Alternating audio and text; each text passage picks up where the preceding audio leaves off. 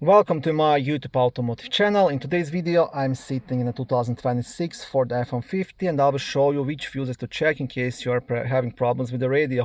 So if the radio is not powering up or if there is no sound coming from the speakers. This video will apply to Ford F-150s made from 2024 all the way up to 2026 and possibly newer. Also, if this video was helpful, please consider supporting the channel by liking the video, subscribing to the channel or becoming a channel member. Now the fuses you want to check will be located in a small fuse box in the passenger's cabin, so just behind this cover here. Here is the fuse box. Now to access it you'll have to disassemble this first. So you have this one cover here, you want to pop it out, this is the one.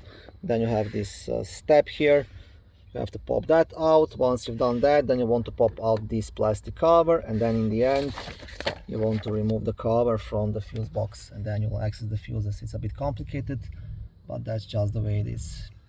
Okay, and the fuses will be fuse number 32 and fuse number 40. So fuse number 32 will be this yellow fuse right here. This is your audio controls fuse. And fuse number 40, the green one, this is the amplifier fuse. So these two fuses for the radio. And if these two fuses are good, then you'll have to dig deeper.